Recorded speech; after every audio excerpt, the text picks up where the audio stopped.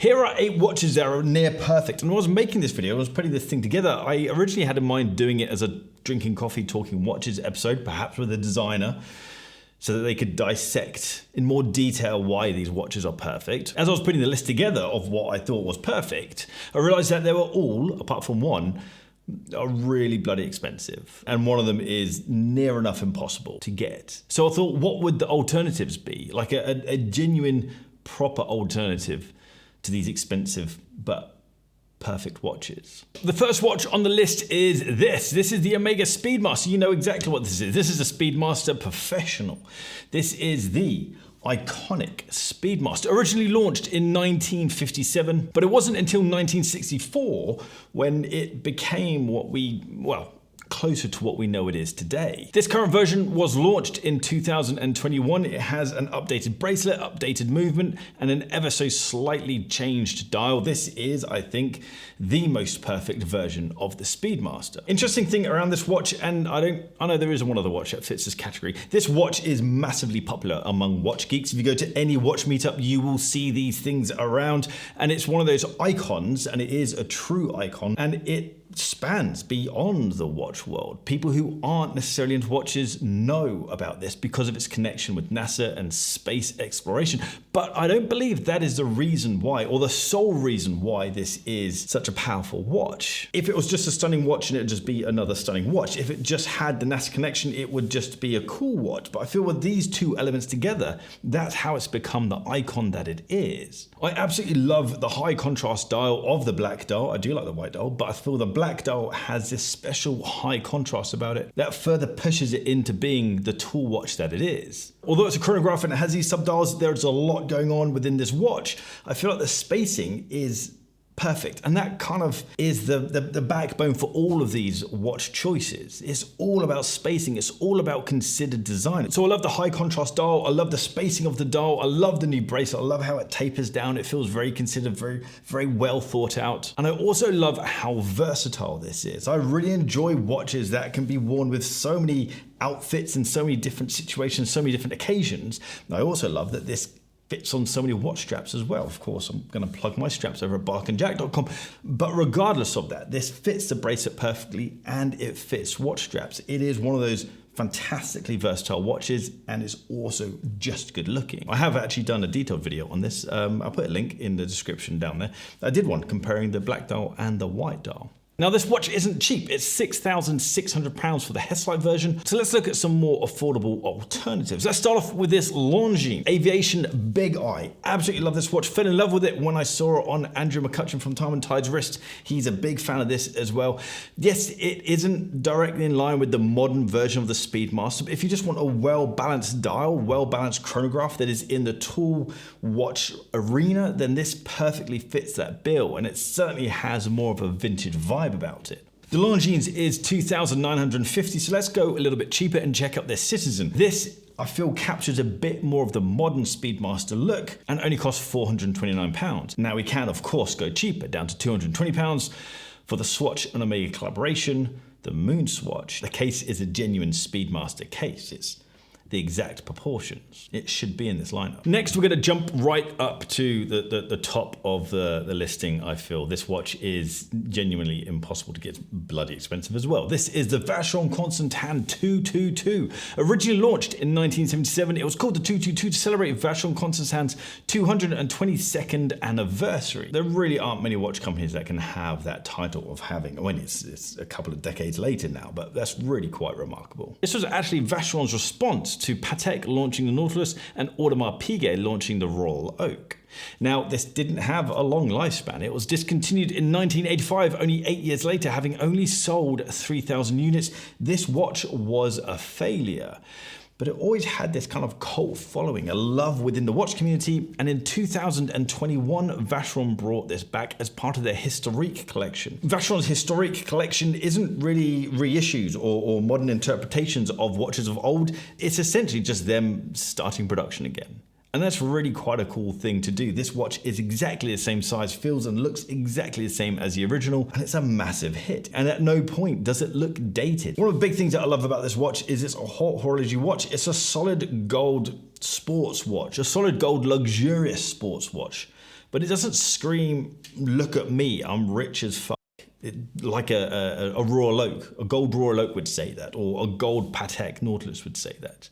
This just screams class. I love the brushed finish on this watch. It's so finely brushed, it has this satin look to it, but then on the edges, it's flanked by this high polish finish as well on the chamfered edges.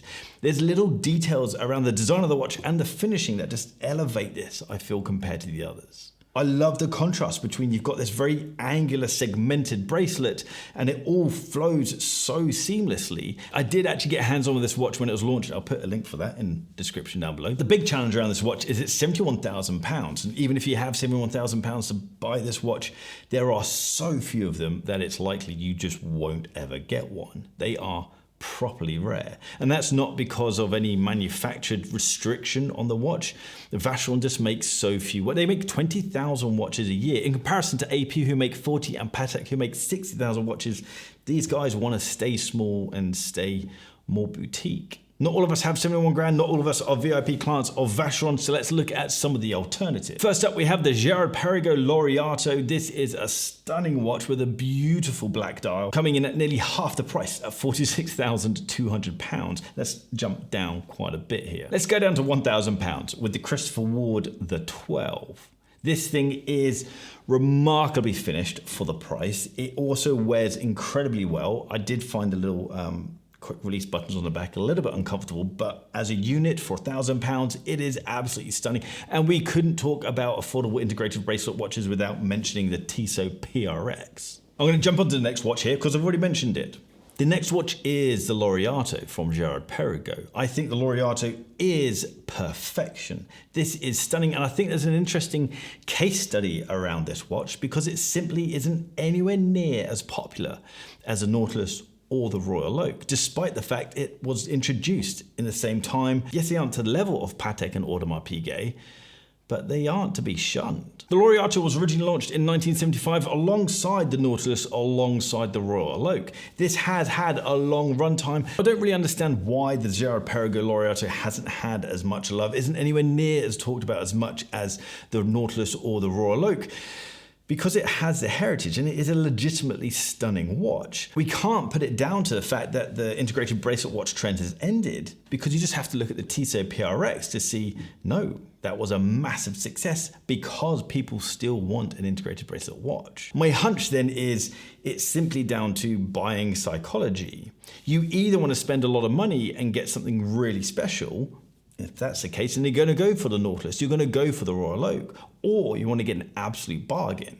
So then you're going to go right down to the other end and look at a Christopher Ward 12 or get yourself a Tissot PRX. So Girard-Perregaux are sitting right in the middle. This watch is 12 grand. That's a huge amount of cash. But when you compare it to Rolex prices, Omega prices, IWC prices, you're getting so much watch for your money with this. The level of finishing on this is far beyond the £12,000 price bracket. Consideration in the design is far beyond the £12,000 price bracket. And this is why I love the watch. This 38mm copper dial would be the one that I'd go for. I think it's absolutely stunning. I've got hands-on, I've done a detailed video on this as well. At £12,000, I think this is a bargain for the package that you get, but of course the more affordable alternatives will be the same as the 222. So we're going to be looking at the Christopher Ward 12 and then a Tissot PRX. Let's change gear and look at more dressy stuff. This is a Lange & Sohne, the 1815 range. I absolutely love the whole range here, but there's two watches that stand out to me. It's the 1815 time only and 1850 up and down. Lange started in 1815, that's where it got the name from, but this line was introduced in 1995. Comes in a whole load of variations, colors, materials, complications, but I'm just drawn to these more simple designs of the watches because I feel like it's really hard to get a simple watch right. It's really hard to get that balancing. If you've got a complication, your eyes are naturally drawn to that complication. And because of the name gives it away, because it's a complicated element, you think, wow, that looks cool. But if that is missing, if you're just looking at a plain watch, especially a time only, then your eyes are drawn to the little details that there are, the typography, the weighting of the typography, the spacing between the typography. You're looking at the finishing, the spacing of the subdials, all the little elements then start to come out. And that's what you notice. And that's what I feel like Lange have absolutely nailed with this range. The interesting thing about this is that there's nothing new, there's nothing modern within the design of this watch. All of these elements go back hundreds of years. And they add that this range is actually influenced or heavily based on Lange's pocket watches. And so it's interesting how these watches don't look old. They actually feel modern, yet there's nothing modern about it. And I feel that simply comes down to the spacing, simply comes down to the execution. All of these elements are just absolutely perfect. And then you flip the watch over and you see the movement inside, and that is just stunning. I love how they've kept that old swan neck regulator and how beautifully hand engraved that balance clock is. But these are bloody expensive as well. This is £30,000 for the 1815 and £33,000 for the 1815 up and down. My first affordable alternative would actually be the JLC anything from their Master Control collection. In particular, the Master Control Date at £8,750. An equally gorgeous watch, but also still quite pricey. So let's go down a bit more. Back to Lange with the Heritage Sector Dial. Bit more of a traditional field watch, but I feel like it has equal amounts of elements from the Lange, but also the Lange 1815 does come across, especially the time only, as a field watch. Not that you'd be running around a field in a £30,000 watch. This Lange though is absolutely stunning. I think the next watch that we're going to talk about is the most affordable one. This is a Rolex Explorer, but not the current Rolex Explorer, and not the one that I have. So I've got the 14270. I think the most perfect field watch is the Rolex Explorer 14270, in particular the one from 2007 onwards with the Rolex engraving around the rehort. This is probably the least hypey watch that we're going to talk about, and it's always been overshadowed because it was launched in the same year as the Rolex Submariner, 1953. But this particular version was launched in 2001 and ran all the way through to 2010. I absolutely love this watch. I love the Explorer range because it's just a no fuss range of watches. It just has one job, and that's to tell the time. It's just a really high performing watch built to do a job, and it absolutely does that job. I also love the fact that it's probably the least Rolex. It isn't an in-your-face watch. It doesn't scream, I'm trying to show that I have a certain amount of money. It is just a good watch. This version of the Explorer has a decent movement inside. It's nowhere near as powerful. It's nowhere near as robust as the current range, but it's significantly more robust than the previous generation. So I feel like this is the sweet spot. I prefer the proportions of this watch. It's just simple. It's just a kick-ass watch. And again, massively versatile. The price of this is difficult to say because it's discontinued, but it's basically between £4,000 and £8,000 depending on condition and what you actually get within that package. But more affordable versions actually include one that I'm wearing right now, and that is the IWC Mark 20 at £5,750. Slightly bigger at 40mm, but as soon as you put it on a strap and not on the bracelet, it wears so much smaller. It has an equal amount of beautiful balance within the dial. I also love how high contrast the dial is, and it is equally as versatile. You can wear it on so many different occasions, but also on so many different straps. I much prefer it on a strap, and I'm gonna plug my straps here. This is it on one of our Bark and Jack ribbed nylon straps that you can get over at barkandjack.com. I really love how you can transform a watch from the retailed version of it, be it on the leather strap or on a bracelet. One, make your own, but also completely change the context of the watch. Taking the watch off a leather strap or off the bracelet and then putting it on a one-piece nylon strap completely changes the aesthetic, completely changes the air of it, and really brings out the adventurous side of the watch. The next affordable alternative is actually one that was in the lineup for being a perfect watch. I just felt like it was too close to the Explorer, so it didn't really need to have its own segment, and it's also really quite affordable as well. And that is the Hamilton Khaki Mechanical Field Watch, in particular the 38mm. The whole range is fantastic. I got my brother one of the 40mm automatic versions, but the 38 manual I think is absolutely fantastic as a no fuss, just purposeful watch. It's got a decent movement inside. I love the sandblasted satin case that it has. It just says I'm a watch that's supposed to do stuff. You don't need to keep me all fancy and clean. I want to go get dirty and do some fun stuff. I love the fact it's a manual watch because then you get to interact with it. I love the fact it's got the 12 and 24 hours around the dial as well, just so you can quickly tell the time. Everything about this watch just feels purposeful, and I love the fact it hasn't been oversized to make it feel more beefy than it is, just in the same way as the Explorer. It's got a job to do and it does it fantastically. For less than 600 quid, I think it's an absolute steal. Now, the next watch is a bit of a change. This is the Patek Philippe 5140G, a perpetual calendar. This was actually one of the earliest watches that I fell in love with and kind of wouldn't say idolize, it's a bit weird. It just stood out as being stunning.